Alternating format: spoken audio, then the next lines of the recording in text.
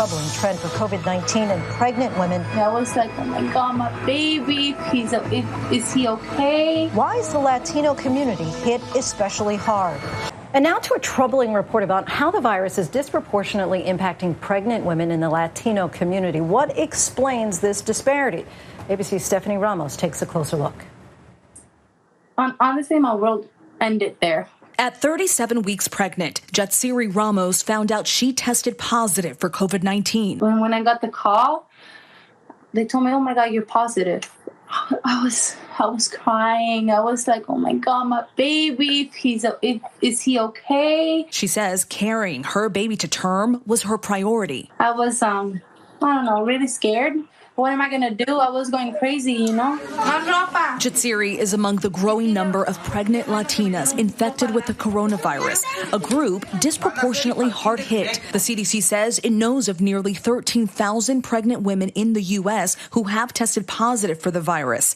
Latino women account for more than 5,000 of those cases, nearly 40%. And overall, Latinos account for nearly 33% of COVID-19 cases in America, despite representing about 18% of the population. For Jatsiri, she says it could be her environment. Both her parents work in the restaurant business.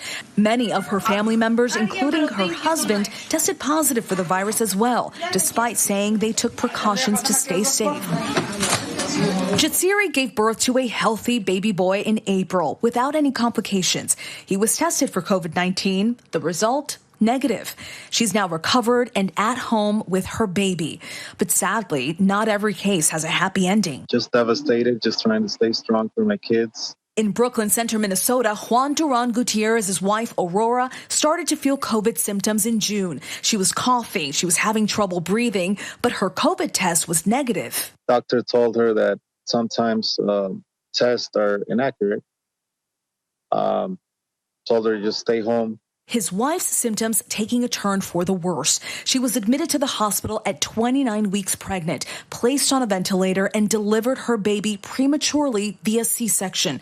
5 days later, Aurora died. Juan says her oxygen levels were low, possibly due to COVID.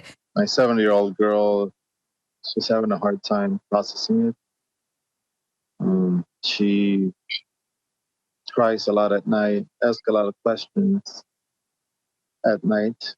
And during the day, she's just quiet. She won't even talk. She's having a hard time processing it. He now relies on family for support as their baby recovers in the NICU, while at the same time, they mourn the loss of Aurora. Everybody's doing video, right? These are the fears hanging over expecting parents Valerie Fuentes and her husband Andy in Miami, a city where COVID cases have soared the last few weeks. What went through your mind? You're finding out that you're pregnant, and now there's this virus that the country needs to tackle. Definitely fear. There still is. I still am scared to who I'm going to be exposed to, where were they last. We refuse to go to the grocery store. Like, we still Instacart everything.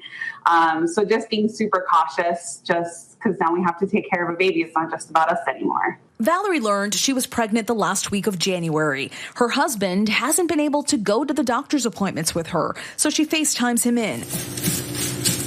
They have also avoided seeing family, many of them contracting the virus, even losing their lives to it. We just actually attended my grandfather's funeral burial yesterday. He was diagnosed with COVID. He was tested positive, and then a week and a half after that, he passed away. His 2 aunts had COVID. His grandma has COVID. His uncle has COVID. His cousin has COVID. So it kind of spread within that one unit of household.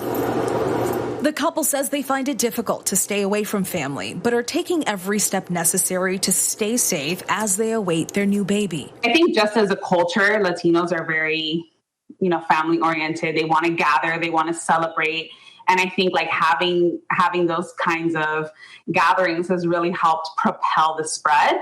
But doctors say it's important to remember that most healthy young women will survive the virus if caught early, and pregnant women should continue seeing their providers. The good news is that, our patients who are young and healthy, pregnant, the little ones, they're faring well. And so while not every single person you can guarantee that to, on a whole, when you look at the limited number of data, case studies, case reports, is reassuring. Stephanie Ramos, ABC News, New York.